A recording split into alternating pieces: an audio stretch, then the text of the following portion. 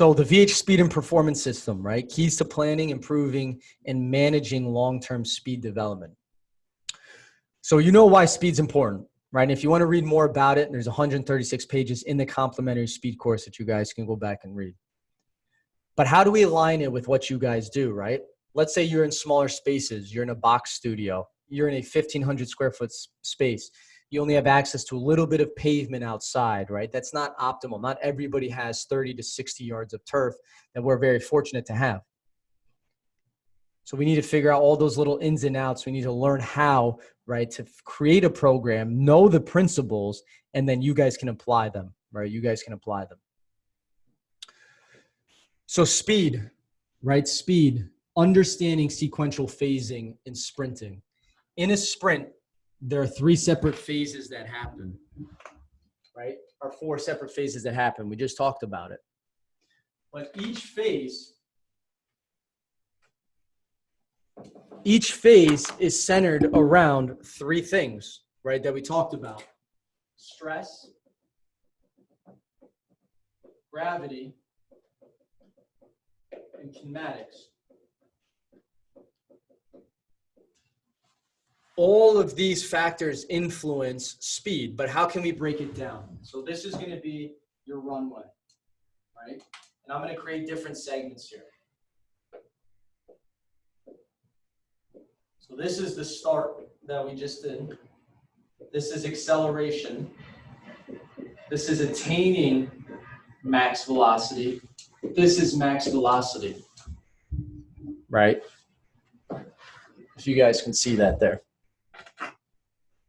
This is 0 to 3 steps. This is 0 to 10 yards. This usually is 10 to 25, usually a little less, 10 to 20. And this is 20 to 40, right? So here's my runway. I have my different segments of the sprint. And now when we go through, right, let's take each one and we're going to work through that you guys see there. So you're going to see, right, in acceleration, so in the start, in acceleration, lower CNS stress. Well, why is that? Because of what I talked about before, right? There's lower CNS stress because I'm not reaching max velocity. My ground contact time, my force output is not as high. So I can spend more time in acceleration and get a lot of work done without taxing my CNS. But we have to take something into consideration, right? Can you guys see this okay, by the way, or no? All right, I'll try to make it super clean here. I'm gonna do this.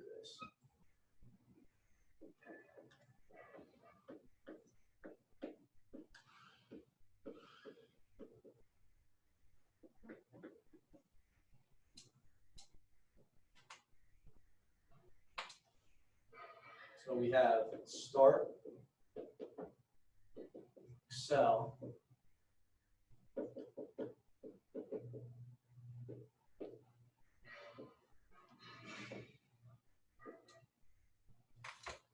there we go. All right, so we know stress-wise, right? The start and acceleration, low CNS stress. We talked about that. So what happens here? Low CNS stress. But then we have to think about higher PNS stress. Well, why would that be, right? Think about sprinting mechanics. In acceleration, right, I need a lot of front side lift, but also a little bit of backside because my trajectory is coming out at 45 degrees. But if I was to turn you, if you were walking and you were just to step your foot up, right, and cycle through and I turned you down, this is almost a full 90 degrees, right, when you take off. So my first step, I need front side lift and my contact time is on the ball of my foot, right, about my mid stance to big toe, and I'm internally rotating, right? Again, every human goes through different phases. They pronate, externally rotate as they sprint. But again, compressive forces, like we talked about gravity coming down on somebody causes people to internally rotate because I'm the strongest at 90 degrees of hip flexion. Right, I'm the strongest here at 90 degrees of hip flexion. So in our earlier lectures, gravity is coming down, compressive forces, right? It forces my pelvis, my femur, my tibia to internally rotate. I'm, right, pronating down at the foot. And that's what's going to help me generate the most amount of force, because that's what allows me to get to 90 degrees of hip flexion. That's going to allow me to accelerate the fastest, right? That's called the limb arc model.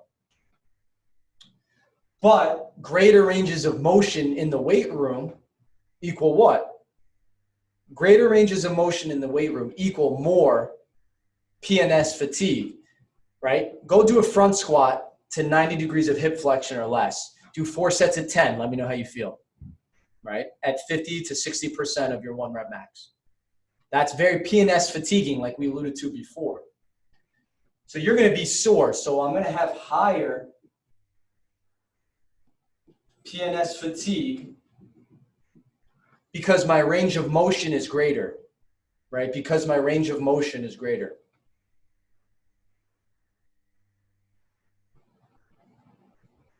Now, right, from an energy system standpoint, right, that's very alactic because the start is 0 to 3 steps, acceleration is 0 to 10. The fastest recorded ever time that we've gotten on the fusion sport was 1.52. That's a NBA timed laser, 1.52 10-yard sprint from a standing 2-point. Actually, I'm sorry, from like a kind of a half kneeling. So 1.52. But as we alluded to before, right, improves cardiovascular health, improves output. You need a greater oxidative base to repeatedly have high output of short bursts. You need a high oxidative base to be able to complete a 4x5 front squat workout. You need a high oxidative base because you need to restore and get blood flow and O2 into the tissues to prepare the tissues for the extensive pliability that's going to happen repeatedly in acceleration.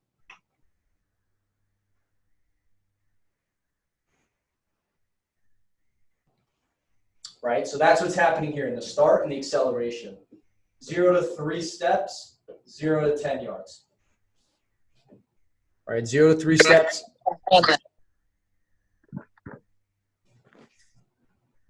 Now, as I try to attain velocity, right? Now I move in. So this overall, these two parts here, this is called acceleration, accumulation. The start and an acceleration, that is called acceleration accumulation. Why? Why accumulation? Because you're accumulating a lot of volume. Right? I'm accumulating a lot of volume in earlier phases because I'm trying to find the threshold at which and we're going to talk about it, what is the right amount of volume to set somebody up into the next phase of training, right? Into the next phase of training. Now, the next, attaining velocity. Oh, and I'm sorry, I missed one more down here. Kinematically speaking, right, to overcome 90 degree of hip flexion from the start of the sprint, what am I going to need, right? What am I going to need? That is more force. More force equals longer ground contact time, right? Longer ground contact time.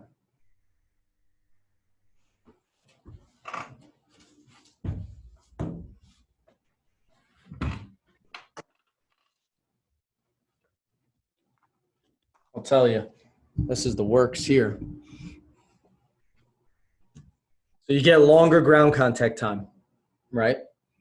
Now your next phase, this is going to be your 10/15 to 20 to 25, right? Because everybody has a different decreased rate of force. Some people are super forceful and then it dips off really quickly. Some people are a little bit slower, but then they can maintain that force a little bit longer. So we have ranges, right? That's called your decreased rate of force. We'll talk about it. But this is called power intensification. What happens now, right? I'm still accelerating, but my kinematic position begins to change a little bit.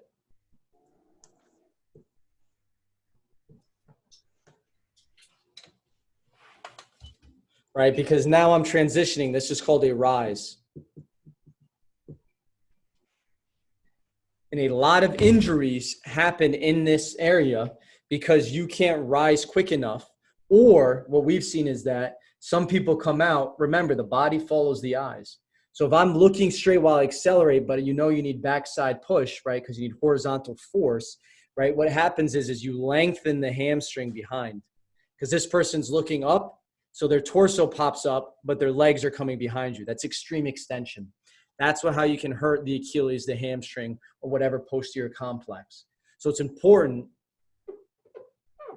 to maintain integrity of the torso and keep the torso down as you progress through during your rise. And again, like I said, guys, we're not going to talk too much in detail about the itty-gritty biomechanics. That's going to be for next time. But now as I come, right, and so I'm doing attaining velocity, what's happening here in this phase, right? So now, as you guys can see, this is moderate CNS fatigue. But why does that happen? Because the distance is greater. I begin to use more motor units, right? I use about 100% of my motor units by step 7 to 10.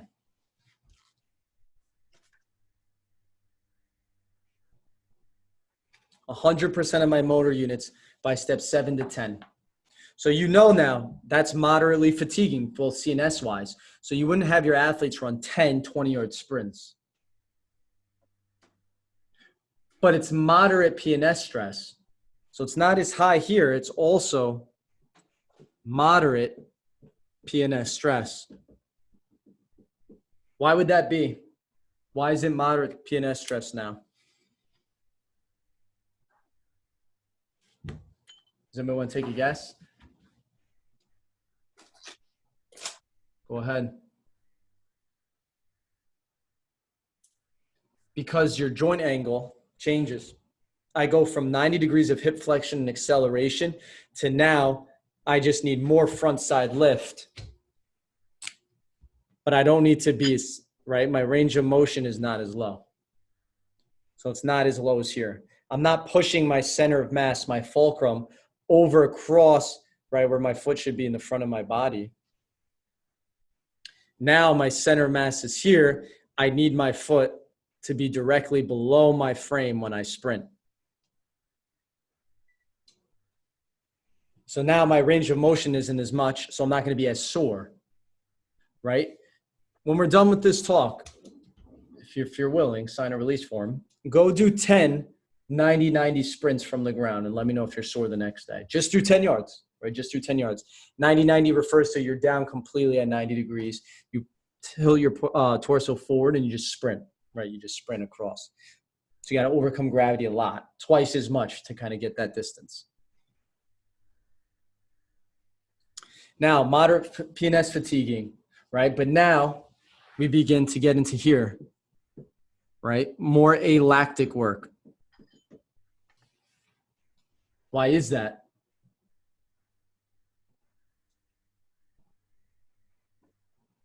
Right? Higher output.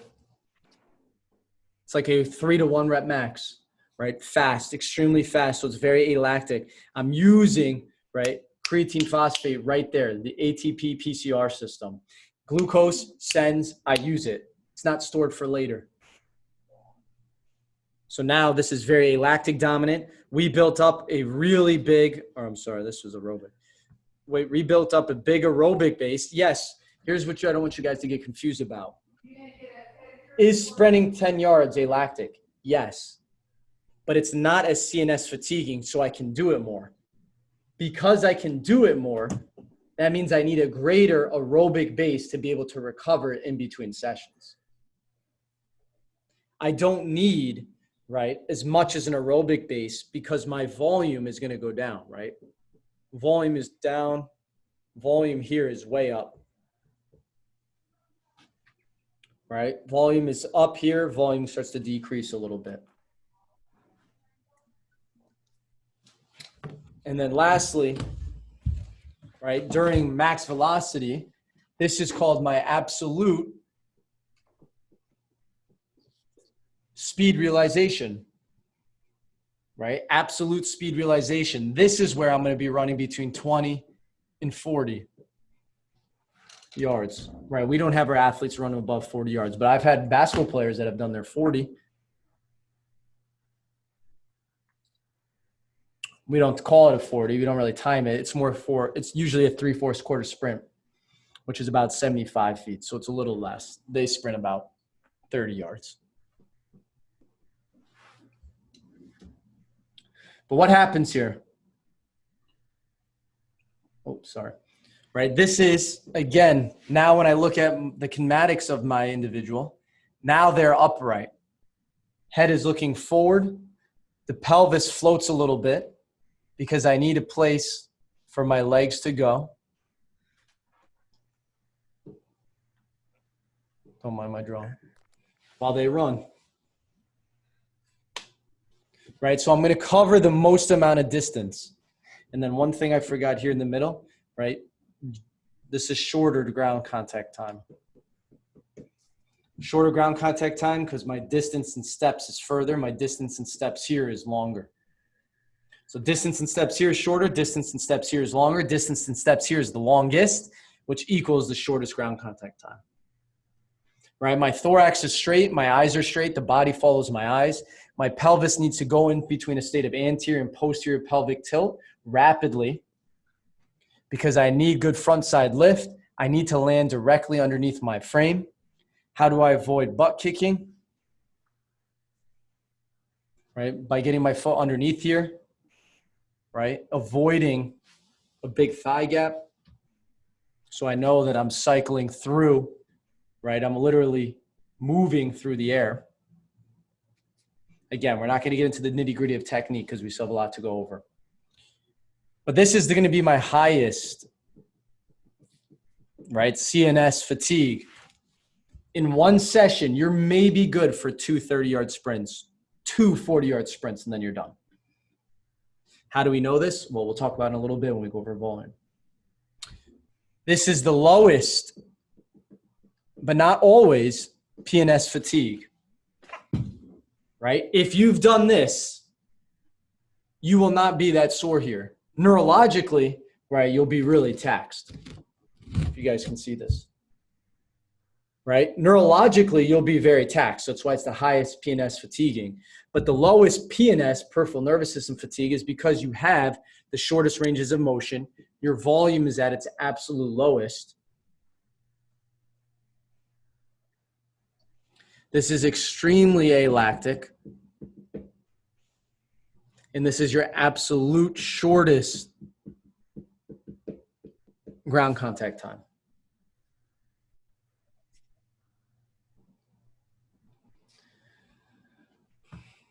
Right? So notice that. Now we've kind of pulled it all together, right? Sequential phasing of the sprint.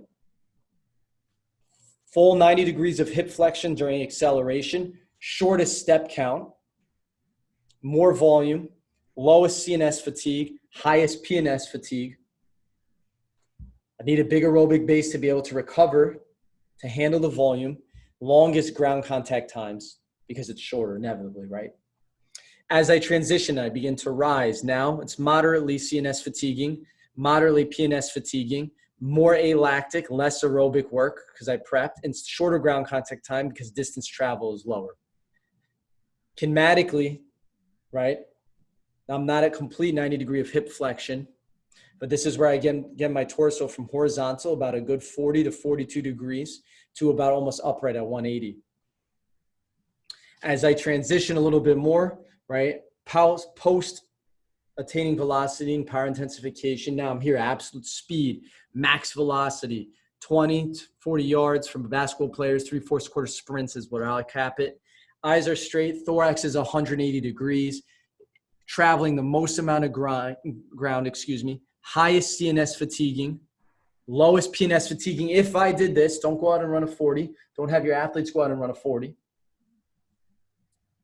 Lowest PNS fatigue, extremely alactic in the shortest ground contact time because of distance traveled, and your ability to resist gravity because it's less surface area, right? Acceleration, more surface area, more gravity, right? As I'm upright, less surface area, I can manage gravity a little bit better, move through time and space a little bit quicker. So understanding this is very important.